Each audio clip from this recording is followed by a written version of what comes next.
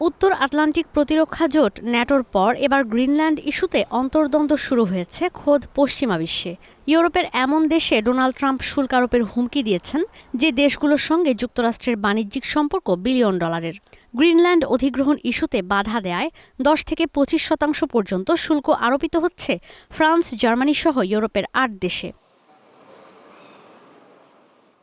এই ঘোষণার পর ইউরোপ আর এশিয়ার শেয়ার বাজারে যেন শকওয়েভ বয়ে গেছে।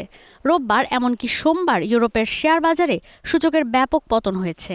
ইউরোপের গুরুত্বপূর্ণ ব্রিটেনের FTSE, ইউরোস্টক্স 50, ডেক্স ফিউচার্সের সূচক নিম্নমুখী ছিল। পতন হয়েছে জাপানের নিক্কেই সহ এশিয়ার শেয়ার বাজারের গুরুত্বপূর্ণ অনেক সূচকের। নিম্নমুখী ছিল খোদ ওয়াল স্ট্রিটের শেয়ার বাজারের সূচক।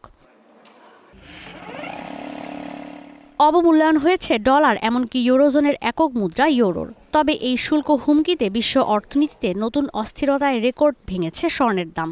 সোমবার আন্তর্জাতিক বাজারে 1 আউন্স স্বর্ণের দাম উঠেছে সর্বোচ্চ $4,690। বিক্রি হচ্ছে $4,600 ওপরেই। রেকর্ড ভেঙে 1 আউন্স রূপার দাম উঠেছে $93।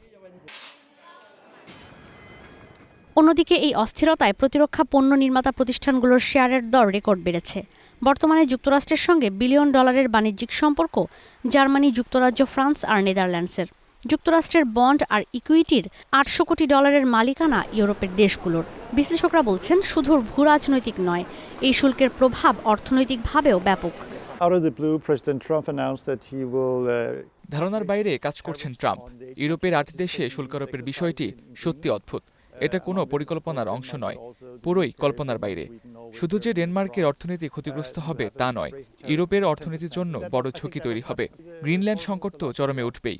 এখন বিষয়টি হয়ে গেছে ইউরোপ আর যুক্তরাষ্ট্রের মধ্যেকার বিষয়। গ্রিনল্যান্ড অধিগ্রহণ ইস্যুতে শুল্ক আরোপে ক্ষতিগ্রস্ত হবে ইউরোপের দেশগুলোর জিডিপি প্রবৃদ্ধি, মূল্যস্ফীতি বাড়বে খোদ যুক্তরাষ্ট্রেও। ঈশিতা ব্রহ্ম, স্টার নিউজ।